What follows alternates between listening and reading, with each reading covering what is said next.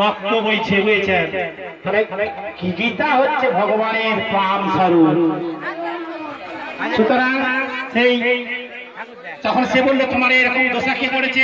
বাচ্চা ছেলেগুলো বলছে না, বলছে তোমার স্বামীরই এই কাজ, তোমার স্বামী হচ্ছে এরকম করেছে। বলছে না, আমার স্বামী তো ভক্ত লোক, সে তো কখনো এরকম করতে পারে না। বলছে তোমার স্বামীরই কাজ বলে তখন তার স্বামী তারা দুজন চলে গেল।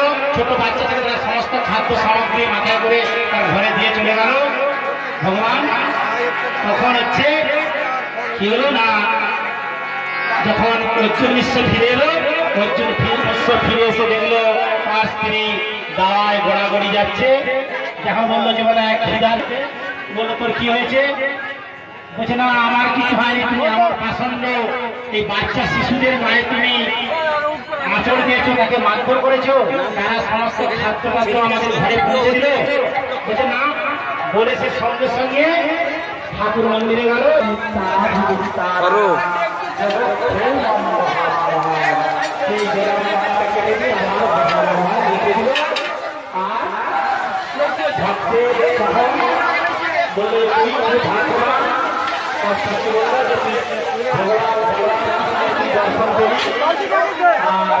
কি হলো কি হলো কি হচ্ছে এত চব্য কিসে?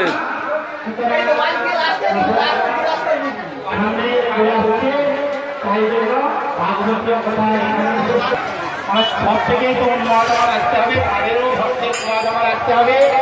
এই বলে আমি আমার ভাগবতীয় কথা শেষ করছি। হরে কৃষ্ণ হরে কৃষ্ণ কৃষ্ণ কৃষ্ণ হরে হরে, হরে রাম হরে রাম।